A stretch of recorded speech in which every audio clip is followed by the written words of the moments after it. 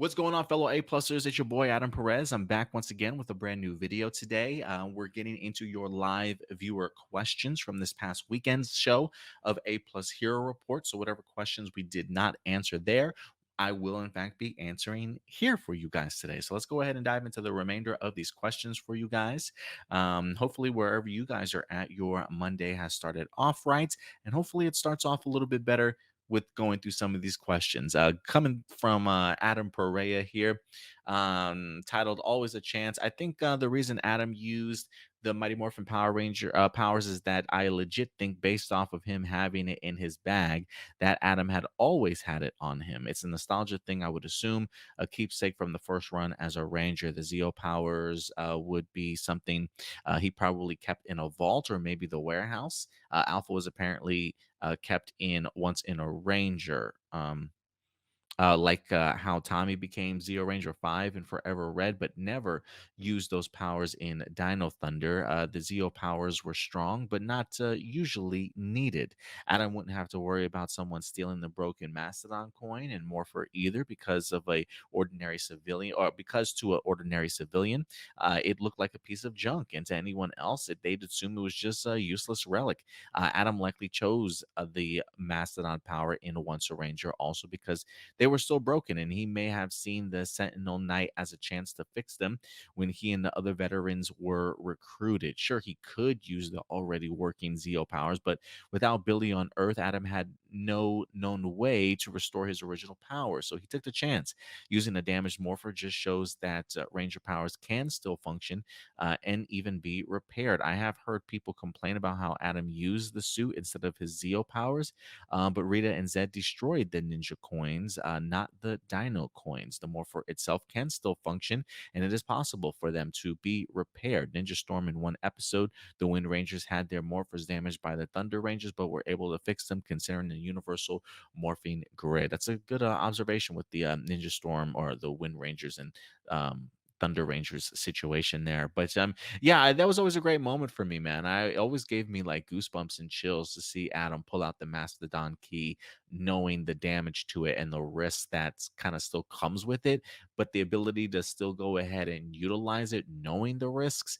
Yeah, it definitely makes Adam a hero. And if anything, I don't know if that upped his stock any amongst Power Ranger fans after so many years, but it definitely did for me. I was already an Adam Park fan from Zeo and from his past time in MMPR, but there is something about seeing Adam return in Operation Overdrive that just really sets him above the rest, if you will. And so, great stuff. But I really loved your the way you kind of broke that all down in regards to the reasoning behind him using it. So, thank you very much for that. Roberto, we talked about this for a long time now, but I just want to say that I really, really love how Dino Fury has really changed modern day Power Rangers for the better. I remember that when we were still in Neil Saban era with Ninja Steel, we all expressed our distaste for how horrible Saban and Nickelodeon had been made Power Rangers for the last 10 years. We all wish that Power Rangers would change for the better. I love that we actually got our wish thanks to Hasbro and the creative team of Simon Bennett in New Zealand. They really did their research and understood that Power Rangers needed a revitalization. Dino Fury as a series really brought back what Power Rangers has always been about, which is an action adventure show that kids and families can watch together. Simon even took chances by introducing First into the franchise, which was a long time coming. While we still have traits from Neil Saban era seasons, they are mainly aimed for the younger audiences like Jane and Jay Borg, like the comedic moments, but without taking them out, without taking down without talking down to them, which Neil Saban have been very guilty of in this department. We need kids to be happy and laugh. The show has clearly been successful since the cast are returning for Cosmic Fury, along with the new reunion project for the 30th anniversary. While it is hard for some fans to admit that Power Rangers is changing, it really makes us longtime fans very excited for the future. The even bigger change is with the Netflix reboots universe that's coming in just a few years for the much older fans and the related content for kids as well. Being on Netflix now since the second half of season one, more and more international viewers get to experience Power Rangers again or for the first time and are really enjoying themselves. And that's one of the reasons why I was so adamant about Power Rangers jumping over to a streaming service, and most notably Netflix, just because of its vast reach, if you will, right? Like, why stick on something like Nickelodeon that doesn't nearly get you anywhere near as many views as if you were, in fact, to go ahead and join up with Netflix. So the bigger reach puts it definitely a lot more in front of people's eyes. There's definitely a lot more work to go for it to certainly become mainstream again. But the idea of it being on Netflix is at least one foot in the door in that regards. So hopefully they can continue along with that energy that they have. Because I agree with you. I think Dino Fury has really turned Power Rangers around, and certainly for the better. Good old John Schuyler growing up, realizing Ivan Ooze was actually hilarious. Rangers, we're the Power Rangers. Ooh, where's my autograph book? According to IMDb, Paul Freeman ad libbed that Brady Bunch part while filming, and the director loved it and decided to keep it in the movie, just like Johnny Young Bosch ad libbed, "I'm a frog." And luckily, they let him keep it too. I still quote Ivan's line every now and then because I find it too silly to not laugh at. I wish Hasbro could bring him back, or in the Boom comics, Ivan Ooze easily made the movie very watchable. It's obviously not a good movie, but the fun action scenes, actually quite good. Pro Something effects. I don't know what that is. In the scenes where they were utilized, and Ivan Oon's fun personality made it a great guilty pleasure. Yeah, it is a pretty good guilty pleasure, isn't it? I feel like I've seen the Power Ranger movies more time than I can honestly remember. We actually last year, maybe like 2 years ago, I think we did do like a watch along for the Power Ranger movie. I had a really fun time doing it, but you're right. Those were some great ad lib moments, not just from Ivan Ooze, but from Johnny Young Bosch also. And I guess it also shows you just the levity on the set that the director certainly allowed for. So they had some really great one liners in that movie, and I certainly enjoyed it as well. So thank you for bringing that back up, John. Power Ranger Legacy back in MMPR, I kind of felt bad for Rocky. I mean, how on earth was someone supposed to follow the amazing Jason as the Red Ranger, right? That's a lot of pressure. With Tommy on the team as a leader, Rocky just came off so bland when compared to Tommy, and it didn't help that when the show transitioned to Zeo, he was regulated to the Blue Ranger, with Tommy holding the Red Ranger Zeo crystal, and then in Turbo, he was replaced by a damn kid, is what this says. I'm so glad that Rocky is returning for the 30th anniversary reunion special as the Red Ranger. This would really make it up to him for being regulated to blue and for missing out during Forever Red. To borrow the words from Linkara on YouTube, Rocky would only return as Mighty Morphin Red if Austin St. John was unavailable for filming. I also really like that Rocky will be with his two friends from Stone Canyon, Aisha and Adam. That is kind of, that is kind of fitting, isn't it? At the end of the day, like that notion actually just kind of gave me goosebumps. Power Rangers Legacy, thinking about it, the fact that they came into the game together, and 30 years later, they're the ones representing MMPR. And shout out to David Yost and you know Walter Jones for certainly coming back also. And who knows, we might certainly have some more surprises. They're definitely teasing towards that, whether that be Hasbro or whether that be Amy Jo Johnson, that maybe there's certainly more to certainly go off on. But I'm really thrilled that these three managed to stick together through all this and certainly be a team at the end of the day. I will say I agree with you. Steve Cardenas has truly been kind of underappreciated. I mean, I think he popped back up in Dimensions of Danger, if I'm not mistaken. But we definitely missed him in Forever Red. I'm sure there are a couple other anniversary specials we probably would have liked to have seen him in, but unfortunately didn't get the opportunity to do so. But I've always felt that way about Rocky when I saw him in MMPR. I mean, it's really hard to live up to Jason's shadow, if you will. And what made it even worse, I think, for me as a viewer, and I'm sure maybe even I was gonna say the Rocky character, but maybe even Steve, they literally, like, it felt like they just kept Austin St. John's clothes, like his wardrobe, and literally just threw it onto Rocky. You know what I mean? Like, not really allowing him to become sort of his own character, if you will. And so while I know it was kind of a bummer for some people to see him regulated to Blue Zeo, I kind of looked at it as a fresh start in the sense that one, Tommy, I've always seen Tommy certainly as a leader. Somebody like Rocky coming in as a replacement for Red and MMPR didn't really have the experience. So I understood the idea of Tommy now sort of becoming the leader. And with Tommy being the leader in something like Zeo, for Rocky to go ahead and move to blue, I honestly felt and that it was going to be a good opportunity for him to at least have a character of his own. And I think that's where Rocky probably flourished the most, if you ask me personally, was probably in his blue instead of red. But I'm assuming if anything, he's coming back for the MMPR 30th anniversary special as MMPR Red, and if that's the case, I'm perfectly okay with that. We already did Jack Daniels on Sunday. Carlo Bernardo. 30th anniversary special needs to be spectacular. I don't necessarily know about that, but let's hear what you got to say. This past week's announcement of majority of MMPR cast returning for anniversary special sounds really fascinating. There's so much writing on this that Hasbro really needs to take it. Oh, there's so much writing, like writing on this, not necessarily like writing, but riding a horse that Hasbro really needs to take this seriously. There's so much stuff to cover because you're bringing back the original team of Power Rangers. We can't have another huge backlash from Super Mega Force. It would be so cool if we did see the Omega Rangers finally come to life in the TV series. Maybe Zach and Trini did end up becoming Omega Rangers when they were in the Peace Conference. We obviously cannot see Trini, but we can see her Ranger suit on display or real life pictures of Tui.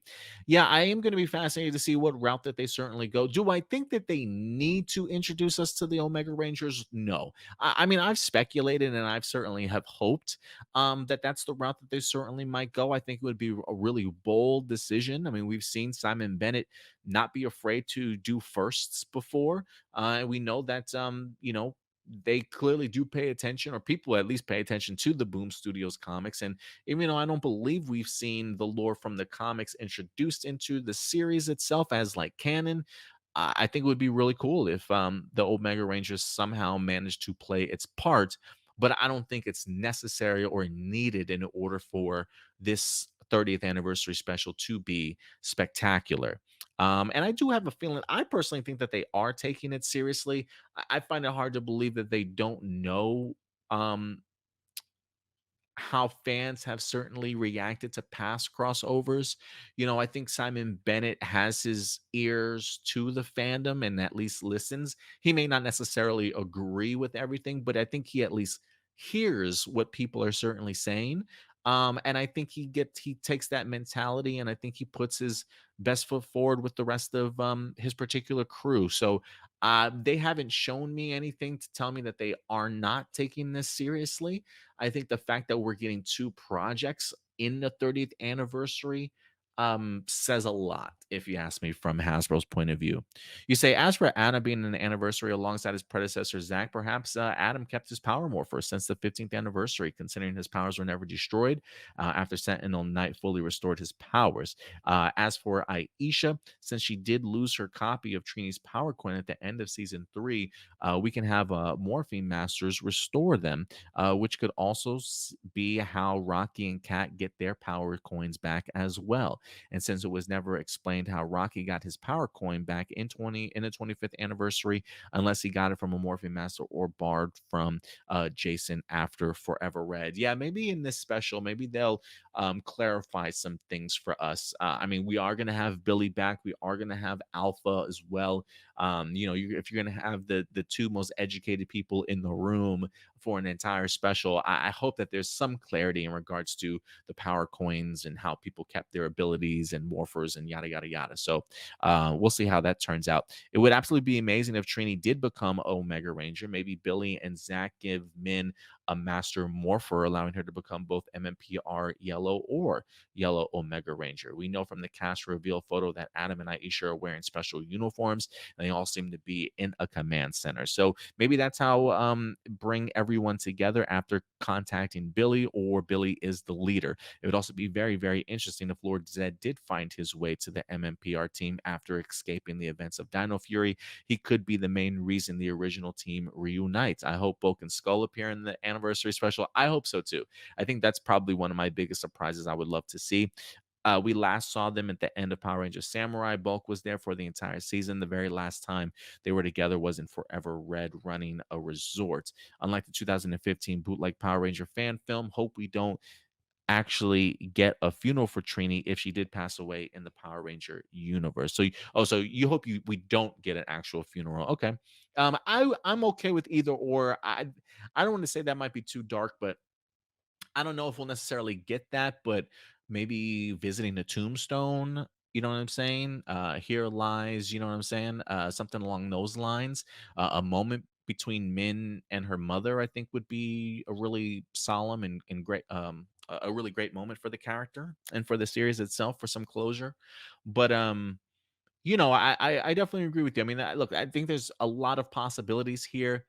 Again, I don't necessarily think the idea of Omega powers would certainly make it spectacular, but I do think that Simon Bennett is a smart enough guy and an intelligent enough guy, and we've seen the writers. Again, I don't know who's actually doing. Now that I think about it, I actually don't know who the creative team behind the 30th anniversary special is. I know Simon Bennett and Becca and Alwyn are continuing to be writers on Cosmic Fury from Dino Fury, but I am kind of curious if they're working on both projects or not. I can't honestly, I can't remember who the people working on the 30th anniversary special is, but maybe I'll find out certainly soon enough.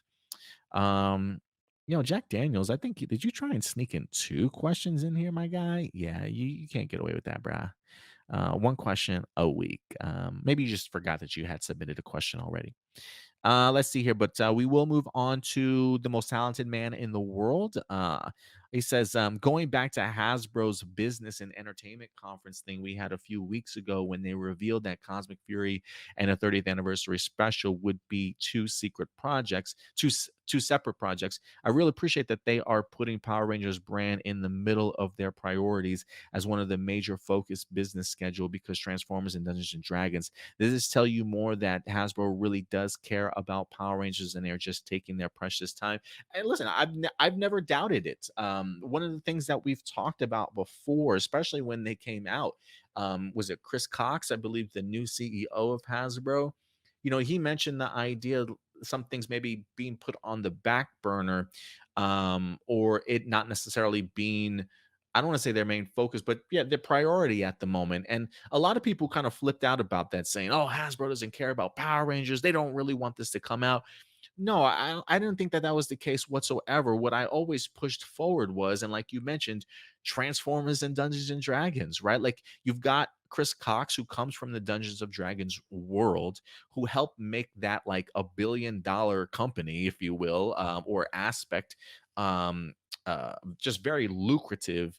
And now that he finds himself in this massive position of power, of course he's going to do everything that he can to push his sort of franchise and stuff forward. Now, to be fair to Dungeons and Dragons, that was already filmed, it was already in production and things like that, and was about to come out the very next year. And so, one of the things that I always say is, especially when it comes to Power Rangers, if you're not expecting to release anything for Power Rangers till say what 2024, um, or 2025 at the craziest latest. I don't know. This is just me just throwing out dates.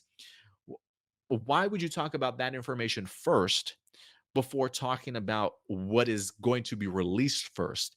And their next two biggest projects are, in fact, Dungeons and Dragons, which back in the 90s, maybe early 2000s, when they did that first Dungeons and Dragons movies, it was a bomb. So you really want to pay attention to this one to make sure that it's certainly successful. And all the trailers that I've seen so far, it looks fun. It looks like a great adventure film, some great action and special effects.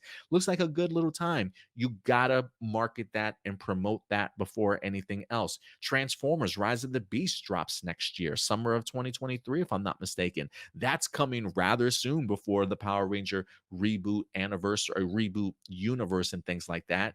And that certainly needs to be successful after, your Transformers brand kind of tanking on the cinematic world, was like Transformers 4 and 5 and 6. I don't even remember how many we've certainly had 4 and 5. Bumblebee was great, if you ask me, but you need to keep that positive momentum and stay focused. And so Transformers and Dungeons and Dragons getting most of the love right now just makes sense to me because they are coming out next.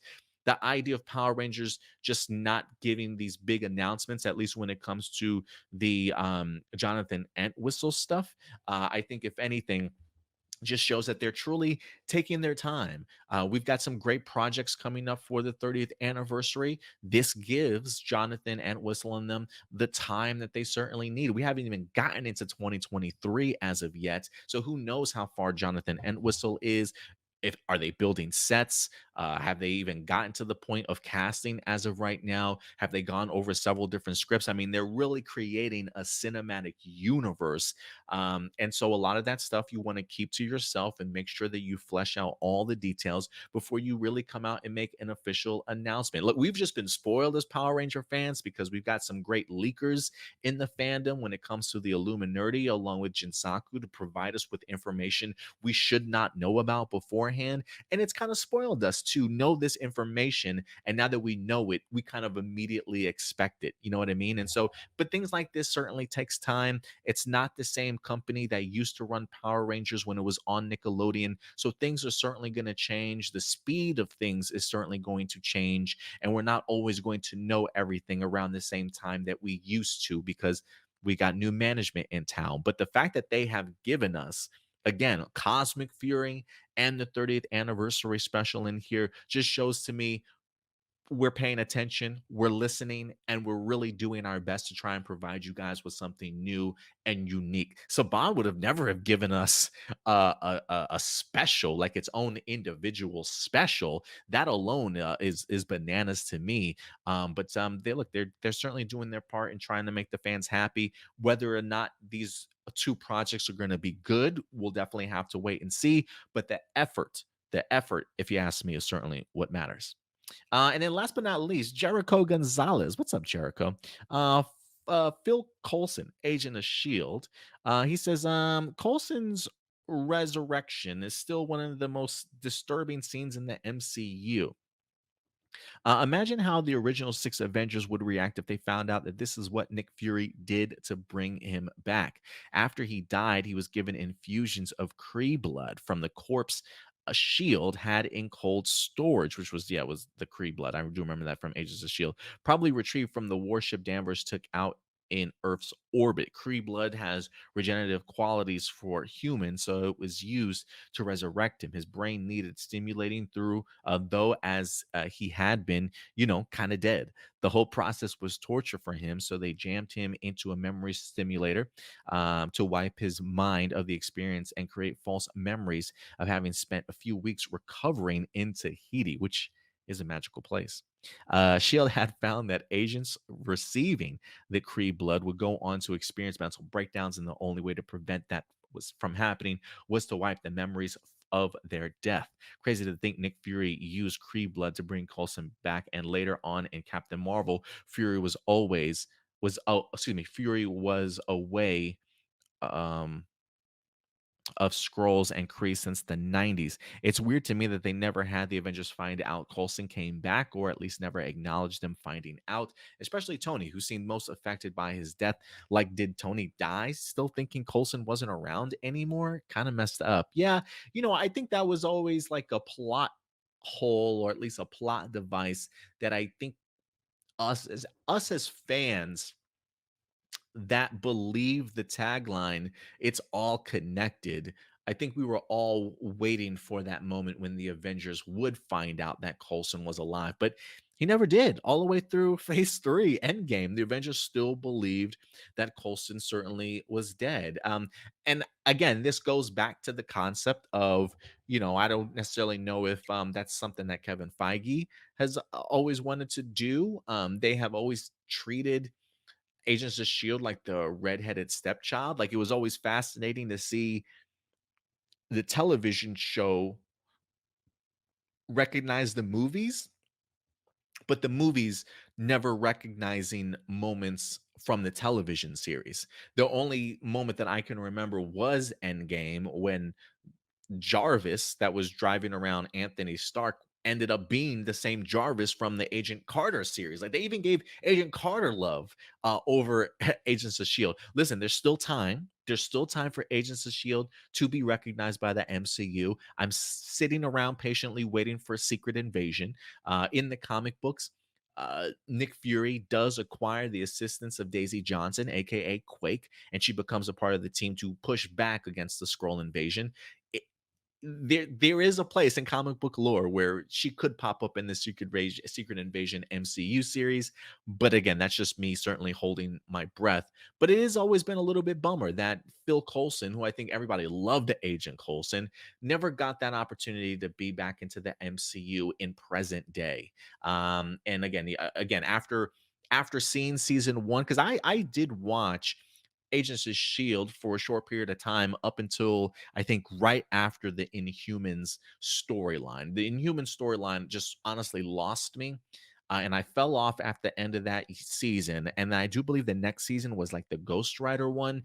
And I just never pulled the trigger on checking it out. I think I might have checked out like the first couple of episodes, but I didn't even get to the Ghost Rider stuff, unfortunately. So I guess that's like season three, at the end of season three, if that was season three or season four. I can't recall. You guys let me know.